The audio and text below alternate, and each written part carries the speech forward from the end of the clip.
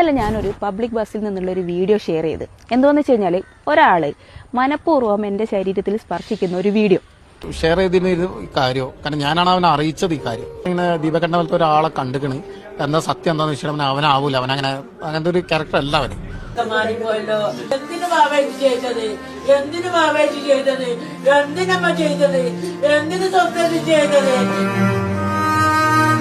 ബസ്സിൽ കയറുക, ഒരു ഫോൺ എടുക്കുക, ഇങ്ങനെ നിൽക്കുക, തൊടുന്നില്ല, കുറച്ചും കൂടി മാറി നിൽക്കുക, എന്നിട്ടും തൊടുന്നില്ല. ആ ചേട്ടന്റെ അടുത്തേക്ക് പോയി ഇങ്ങനെയൊക്കെ നിന്നിട്ട് ഇങ്ങനെ ആ ചേട്ടന്റെ കൈ മാക്സിമം നമ്മുടെ ദേഹത്ത് ഏതാണ്ട് ഈ സൈഡായിട്ട് ഇങ്ങനെ ഉറപ്പിക്കാം. മാതിരി വിളഞ്ഞ വിത്തുകളാണ് ഇപ്പോഴത്തെ 2K എന്ന് പറഞ്ഞു വരുന്നത്. ഇനി ഈ ജന്മത്ത് നീ ഒരു കൊലപാതകിയാണ്. ഈ ജന്മത്ത് ഒരു രാത്രി പോലും നിനക്ക് സ്ത്രീയെ കണ്ണടച്ചുറങ്ങാൻ പറ്റില്ല. നിനക്ക് ഉറങ്ങാൻ പറ്റില്ല. നിനക്ക് ആണുങ്ങളെ കൊണ്ടും പറ്റും. ഞാനൊരു സ്ത്രീയാണ്, സമ്മതിച്ചു എന്ന് കരുതി സ്ത്രീകൾക്ക് തന്നെ അപമാനം ഉണ്ടാക്കുന്ന രീതിയിൽ ഇമാതിരി കുരിപ്പുകളൊക്കെ ഉണ്ടല്ലോ. ഈ ഭൂമിയിൽ ഉള്ളിടത്തോളം കാലം സ്ത്രീകൾക്ക് അപമാനമാണ്. ഒരു മനുഷ്യന്റെ ജീവിതം എടുത്തു കഴിഞ്ഞപ്പോ കേരളം മാത്രമല്ല അതിന്റെ അപ്പുറത്തേക്കും വൈറലായില്ലേ മോളെ നീ.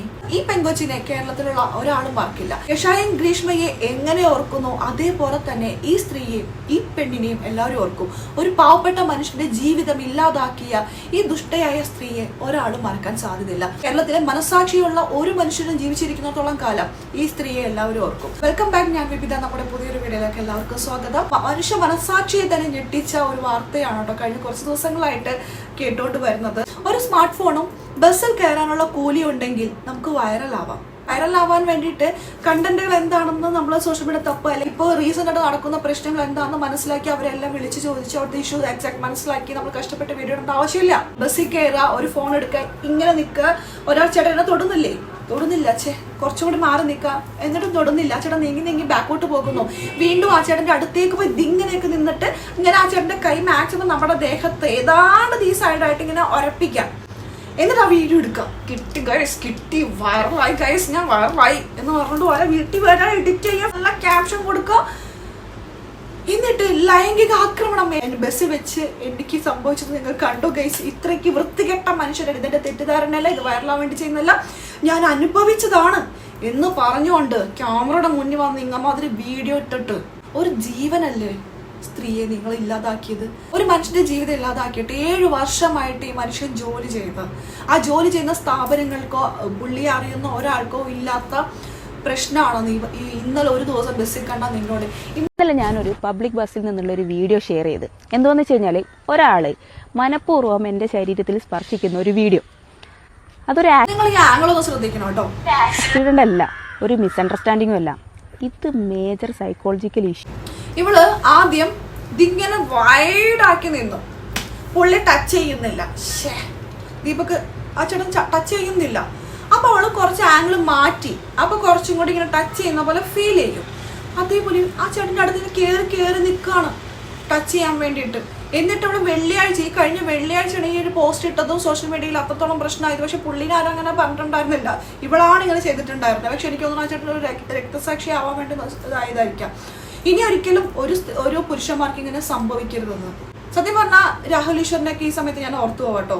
മെൻസ് കമ്മീഷൻ വേണമെന്ന് പറഞ്ഞുകൊണ്ട് രാഹുൽ ഈശ്വറൊക്കെ വന്നിട്ടുണ്ടായിരുന്നു. ആ സമയത്തൊക്കെ എന്തിനാണെന്നൊക്കെ കളിയാക്കിക്കൊണ്ടും പറഞ്ഞുകൊണ്ടൊക്കെ ഒരുപാട് പേര് എത്തിയിട്ടുണ്ടായിരുന്നു. പക്ഷെ സത്യം പറഞ്ഞാലുണ്ടല്ലോ, ഈ പുരുഷന്മാർക്ക് ഒരു സേഫ്റ്റി ഇല്ലാത്തൊരു നാടാണിത്. അമ്മാതിരി വിളഞ്ഞ വിത്തുകളാണ് ഇപ്പോഴത്തെ 2K എന്ന് പറഞ്ഞു വരുന്നത്. ആ വിളഞ്ഞ വിത്തുകളൊക്കെ ഉണ്ടല്ലോ എടുത്ത് കളയണമെങ്കിൽ ഇതേപോലെ. പക്ഷെ ഒരു മനുഷ്യന്റെ ജീവന ഇനി ഒരിക്കലും ഒരു കുട്ടികളും ഇതേപോലെ വരാതിരിക്കാൻ വേണ്ടിയിട്ടാണ് ആ മനുഷ്യന്റെ ജീവിതം ഇപ്പോൾ ഇല്ലാതാക്കിയിരിക്കുന്നത്. ആർക്ക് പോയി? ആ അച്ഛനും അമ്മക്കും പോയി. ഒരു അച്ഛനും അമ്മയാണ്, ഡോറ് തുറക്കുന്നില്ല മകൻ രാവിലെ ആയിട്ട്. എന്നിട്ട് എന്താ കുറെ വിളിച്ചു, നാട്ടുകാരെല്ലാം വിളിച്ചു നോക്കിയപ്പോൾ മകൻ ഇങ്ങനെ ആത്മഹത്യ ചെയ്തിരിക്കുന്നു. ആ അച്ഛനമ്മയുടെ ഒരു അവസ്ഥ നിങ്ങളൊന്ന് ആലോചിച്ച് നോക്കണം.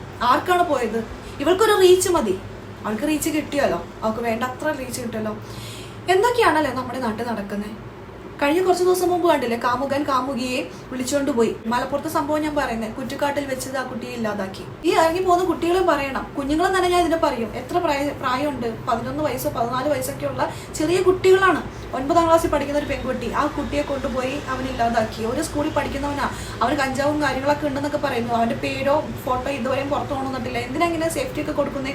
അവൻ കുറച്ച് നാളെ ജൂനിയർ ഹോമിൽ കൊണ്ടുപോയി കിടത്തും, അത് കഴിഞ്ഞ് ഇവരൊക്കെ പുറത്തു വിടും. പിന്നെ അവന്റെ ജീവിതം ഇനിയുണ്ട്. നഷ്ടപ്പെട്ടത് ആ അച്ഛനും അമ്മയ്ക്കും മാത്രം. ആ ബന്ധുക്കളൊക്കെ പൊട്ടിക്കരയാണ്. അമ്മയും മക്കളും ഒരു അനിയത്തിയും കൂടി ഉണ്ട്, അതേ സ്കൂളിൽ തന്നെ പഠിക്കുന്നത്, 6ാം ക്ലാസ് വിദ്യാർത്ഥിനി. ഇവര് 3 പേര് അമ്മയും മക്കളും കൂടി ഒരുമിച്ചാണ് സ്കൂളിൽ പോയത് അന്ന് ഈ സംഭവം നടക്കുന്ന ദിവസം. അമ്മ തൊട്ടടുത്തുള്ള സ്കൂളിന്റെ തൊട്ടടുത്തുള്ള ഒരു സ്ഥാപനത്തിലാണ് വർക്ക് ചെയ്യുന്നത്. അമ്മ നേരെ സ്ഥാപനത്തിലേക്കും പോയി, മക്കൾ 2 പേര് സ്കൂളിലേക്ക് പോയി. പക്ഷെ മൂത്ത മകൾ സ്കൂളിൽ കയറില്ല, തൊട്ടപ്പുറത്ത് അവൻ കാത്തിട്ടുണ്ടായിരുന്നു. യൂണിഫോമിലൊന്നും കൂടി അല്ല അവൻ വന്നത്. അവൻ കളർ ഡ്രസ് ഇട്ടിട്ട് വന്ന് അവന്റെ കൂടെ രാവിലെ മൊത്തം കറങ്ങി നടന്നു. വൈകുന്നേരം 6 മണിയായപ്പോൾ വീട്ടിലെത്തിയിട്ടില്ല. 6 മണിയായപ്പോൾ ഈ കുട്ടി വിളിച്ച് അമ്മയടുത്ത് പറയാണ്, ഞാൻ വരും അമ്മ, പേടിക്കണ്ട, അമ്മ വരും, ഞാൻ വരും എന്നൊക്കെ. അമ്മ അതിന് മുമ്പായിട്ട് തന്നെ പോലീസ് സ്റ്റേഷനിൽ കംപ്ലൈന്റ് കൊടുത്തിട്ടുണ്ടായിരുന്നു. പിന്നെ 8 മണിയായപ്പോഴാണ് ഈ മരണ വാർത്ത അറിയുന്നത്. 6-നും 8-നും ഇടയിലുള്ള സമയത്താണ് മരണം നടന്നിരുന്നത്. അവൻ തെളിവുകൾ ഇല്ലാതാക്കാൻ വേണ്ടി അവൻ എന്തൊക്കെ ചെയ്തെന്ന് അറിയോ? സ്റ്റേഷൻ തൊട്ടടുത്തുള്ള വീട്ടിൽ പോയിട്ട് വെള്ളം കുടിക്കുന്നു. അവൻ ഫോൺ വിളിച്ച് അച്ഛനോട് വരാൻ പറയുന്നു. കാരണം അവൻ ആ സ്ഥലത്തില്ല, മരണ സ്ഥലത്തില്ല എന്ന് കാണിക്കാൻ വേണ്ടിയിട്ട് അവൻ ചെയ്യാൻ പറ്റിയ കാര്യങ്ങളൊക്കെ ചെയ്തു. ഇമാതിരി തെളിവുകളും ഇമാതിരി ഐഡിയാസ് ഒക്കെ ഇവന്മാർക്ക് എവിടെ നിന്ന് കിട്ടുന്നത്? അതുമാതിരിയുള്ള സിനിമകളല്ലേ വരുന്നത്. ഒരാളെ കൊന്ന് ഇല്ലാണ്ടാക്കിയിട്ട് തെളിവുകൾ എങ്ങനെ നശിപ്പിക്കാം, നമുക്ക് സ്വയം എങ്ങനെ രക്ഷപ്പെടാം എന്നുള്ളത് കാട്ടിക്കൂട്ടിക്കൊണ്ടുള്ള സിനിമകളാണ് ഇപ്പോൾ പുറത്തു വരുന്നത്. ഇതൊക്കെ ഇരുന്ന് കുത്തിരുന്ന് കണ്ടിട്ട് അതുപോലെ ഇല്ല പ്രേമനൈരാശ്യം വന്നോ, അല്ലെങ്കിൽ എന്നെ അവിടെ തേച്ചിട്ട് പോയോ, ഒരു സംശയം തോന്നിയോ, അങ്ങോട്ട് ഇല്ലാതാക്കാം. ഞാൻ എന്നെ സ്നേഹിക്കുന്നില്ല എന്നാ നീ വേണ്ട. നമ്മളെ സ്നേഹിക്കാത്തവരെ നമുക്ക് വേണ്ടാന്ന് വെച്ചിട്ട് അങ്ങോട്ട് പോകണം. എന്താ സ്നേഹിക്കുന്ന വേറെ ആളെ കിട്ടൂല ഈ ലോകത്ത്. നമ്മളെ വേണ്ടാത്തവരെ നമുക്കും വേണ്ടെന്നേ. അല്ലാതെ അവരെ കൊന്ന് അവളില്ലാതാക്കിയിട്ടുണ്ടെങ്കിൽ 2 പേരുടെ ജീവിതം പോകും. അന്തസ്സായിട്ട് ജീവിക്കുക. പിന്നീട് എന്തോരം ജീവിതമാണുള്ളത്. ഈ കുഞ്ഞു മക്കൾക്കൊക്കെ എങ്ങനെയാണ് ഇങ്ങനെ തോന്നുന്നതെന്ന് ഞാൻ ആലോചിക്കുന്നത്. സ്കൂളിൽ ആനുവൽ ഡേ, ആ ഡേ, ഈ ഡേ എന്നൊക്കെ പറഞ്ഞിട്ട് ഒരുപാട് പൈസ വീട്ടിൽ നിന്നൊക്കെ കളക്ട് ചെയ്ത് കൊണ്ടുപോകുന്നുണ്ട്. ഇതുപോലെ പിള്ളേർക്ക് പ്രോപ്പറായിട്ട് ഒരു 6 മാസം കൂടുമ്പോഴെങ്കിലും പ്രോപ്പറായിട്ടുള്ള കൗൺസിലിങ്ങും കാര്യങ്ങളൊക്കെ കൊടുത്ത് നേർവഴിക്ക് നടത്താവുന്ന കാര്യങ്ങളൊക്കെ ചെയ്യും. ഇനിയുള്ള ജനറേഷൻ എങ്ങനെ പോകുന്ന അറിയില്ല. ദാ ഇപ്പോൾ ഇത് കണ്ടില്ലേ, വൈറലാവാൻ വേണ്ടി ഒരു മനുഷ്യന്റെ ജീവിതം ഇല്ലാതാക്കി. ഇതിനെല്ലാം പ്രതികരിച്ചിട്ട് ഒരു മാമൻ വന്നിട്ടുണ്ട്. പുള്ളിയുടെ ഇതാണോ എനിക്കത് ഇഷ്ടപ്പെട്ടെ. നന്നായി, അങ്ങനെ തന്നെയാണ് ചെയ്യേണ്ടത്. ടച്ച് ചെയ്താൽ നമുക്ക് സോഷ്യൽ മീഡിയ ഇടുക, പെണ്ണുങ്ങൾക്ക് മാത്രമൊന്നുമല്ല, ആണുങ്ങളെ കൊണ്ടും പറ്റും. ആണുങ്ങളെ കൊണ്ടും പറ്റും. ഞാനൊരു സ്ത്രീയാണ്, സമ്മതിച്ചു എന്ന് കരുതി സ്ത്രീകൾക്ക് തന്നെ അപമാനം ഉണ്ടാക്കുന്ന രീതിയിൽ ഇമാതിരി കുരിപ്പുകളൊക്കെ ഉണ്ടല്ലോ ഈ ഭൂമിയിലുള്ളിടത്തോളം കാലം സ്ത്രീകൾക്ക് അപമാനമാണ്. അപ്പൊ വളരെ ഷോക്കോട് കൂടിയിട്ടാണ് അവിടെ നാട്ടുകാരൊക്കെ ഇതെല്ലാം ഏറ്റെടുത്തിരിക്കുന്നത്. അവർക്ക് എല്ലാവർക്കും ഷോക്കായി. കാരണം ആ നാട്ടിൽ അങ്ങനെ ചീത്തപ്പേരുണ്ടാക്കുന്ന ഒരു മനുഷ്യനല്ല, നല്ലൊരു വ്യക്തിയാണെന്നാണ് എല്ലാവരുടെ അഭിപ്രായം. ദീപകിന്റെ കൂടെ എപ്പോഴും കൂടെ നിൽക്കുന്ന ഒരു കൂട്ടുകാരനുണ്ട്. ആ പുള്ളിയുടെ വൈഫാണ് ഇത് ആദ്യമായിട്ട് കാണുന്നത്. ഇൻസ്റ്റാഗ്രാമൊന്നും ബാക്കിയവർ അങ്ങനെ അധികം യൂസ് ചെയ്യാറില്ല.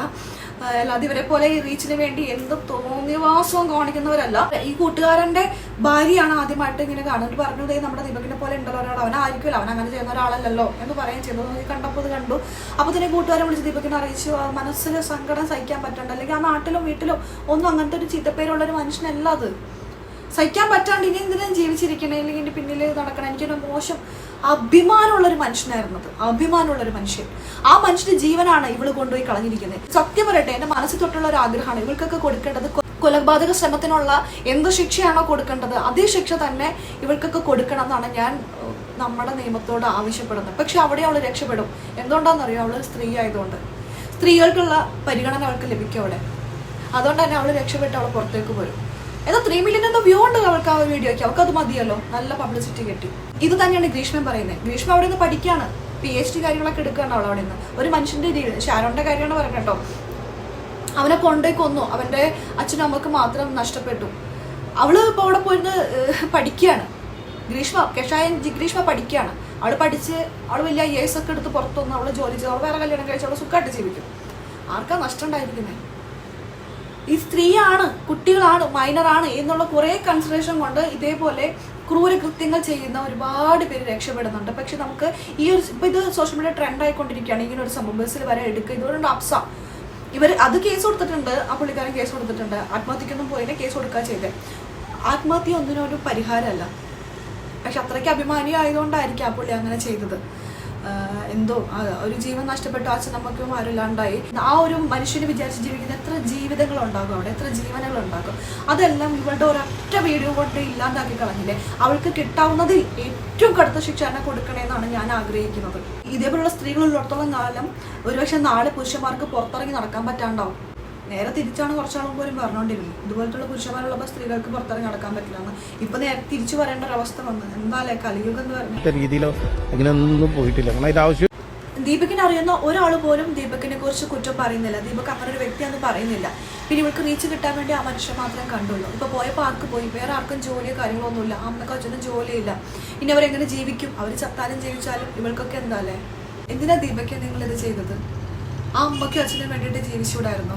ഇത് നിർത്തലാക്കാൻ വേണ്ടിയിട്ട് നമുക്ക് നിയമമുണ്ട്, കോടതിയുണ്ട്. ഇവരെല്ലാം സമീപിക്കാറുന്നില്ലേ? എന്തിനാണ് തങ്ങളുടെ ജീവൻ തന്നെ ഇല്ലാതാക്കിയത്? ആ അമ്മയ്ക്കും അച്ഛനും ആരും ഇല്ലാതാക്കിയത്? റീച്ചിന് വേണ്ടി എന്ത് തോന്നിവാസവും കാണിക്കാൻ തയ്യാറായ അവളെ വെറുതെ വിടരുത്. അവളെ നിയമത്തിന് മുന്നിൽ കൊണ്ടുവന്ന് കൊടുക്കാവുന്നതിൽ ഏറ്റവും വലിയ ശിക്ഷ തന്നെ കൊടുക്കണം. അവിടെയും സ്ത്രീ എന്ന് പറയുന്ന ആ ഒരു പരിഗണന ഉണ്ടല്ലോ, അവൾ ഒരിക്കലും അത് അർഹിക്കുന്നില്ല. ഒരു സ്ത്രീയായി ഞാൻ പറയാണ്, അവൾ സ്ത്രീ എന്നുള്ളൊരു പരിഗണന അർഹിക്കുന്നില്ല. സ്ത്രീകൾക്ക് തന്നെ അപമാനമാണ് അവള്. ഇവളെ പോലുള്ളവർക്ക് കടുത്ത ശിക്ഷ കൊടുത്താൽ മാത്രമേ ഇനിയുള്ള ജനറേഷനെങ്കിലും മാന്യം മര്യാദയൊക്കെ ആയിട്ട് ജീവിക്കുള്ളൂ. നിയമം അവിടെയും കണ്ണടയ്ക്കാതിരിക്കട്ടെ. അമ്മയുടെ കണ്ണീര് കണ്ടില്ലേ? ഇനി ഇവൾക്ക് ജീവിക്കാൻ പറ്റുമോ? കോടതി ഒരുപക്ഷെ ഇവളെ വെറുതെ വിട്ടാലും ഇവൾക്ക് മാന്യമായിട്ട് ജീവിക്കാൻ പറ്റുമോ? ഇവൾക്ക് സമാധാനമായിട്ട് ജീവിക്കാൻ പറ്റുമോ? ഇവൾക്കൊരു നല്ല ജീവിതം ഉണ്ടാവുമോ? ഇനി മനസാക്ഷിയുള്ള സ്ത്രീയാണ്. മനസാക്ഷി ഉണ്ടെന്ന് തോന്നില്ല ഇവൾക്ക്. മനസാക്ഷിയുള്ളവളാണെങ്കിൽ ഇവൾക്ക് ഇനി ഈ ജന്മത്ത് നീ ഒരു കൊലപാതകിയാണ്. ഈ ജന്മത്ത് ഒരു രാത്രി പോലും നിനക്ക് സ്ത്രീയെ കണ്ണടച്ചുറങ്ങാൻ പറ്റില്ല. നിനക്ക് ഉറങ്ങാൻ പറ്റില്ല. നിനക്ക് ഈ അമ്മയുടെ അച്ഛനെ കണ്ടിരുന്ന നീതി കിട്ടണം. നമുക്കിനി അടുത്ത വീഡിയോ കാണാം.